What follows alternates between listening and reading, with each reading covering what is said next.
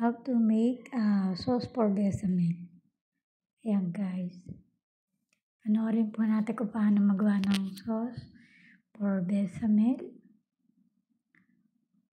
Ayan po. Inilagay ko na po sa screen yung mga ingredients. Ayan. Tuloy-tuloy lang pong halo natin hanggang sa mag-combine lahat at mabuo siya, maging malapot. Habang piniprepare po natin yung macaroni. So, ayan po. Ayan, pag po mga ganyan ayan po ay good na siya. Pwede na po siyang patayin yung apoy. So, ayan po ang ating macaroni. Ayan po yung bechamel.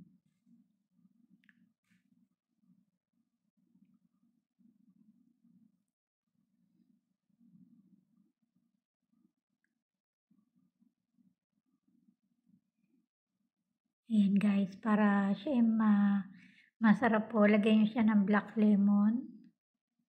Ayan, kasi pampalasa. Ayan, lalagyan po natin siya ng konting sauce. Yan po ang sikretong pampasarap.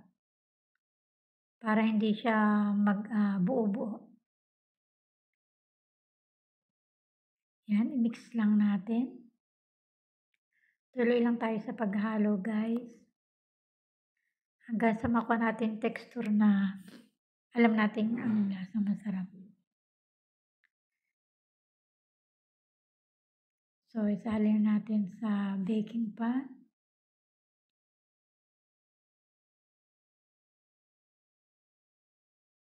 Yan, i-bake natin yan.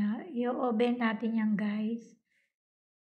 Yan, iyan naman natin siya. Prepare muna natin. Yan, huwag niyo siya isasama sa paglagay sa oven. Yan, ipa-flat natin siya para maganda yung texture. Okay, then lalagay natin yung sa ibabaw yung ating ginawang sauce. Masarap yan guys. Lasang gatas.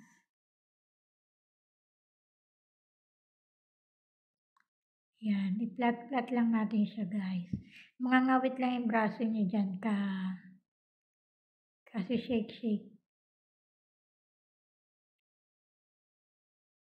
Yan, subscribe po ang aking video para po maging update kayo sa susunod kong video. Huwag niyo pong kakalimutan ng i-like at subscribe to my YouTube channel, si Jen Vlog. Ayan mga kabs. Ayan po. Thank you for watching guys. And more blessing to all. Ayan. Thank you.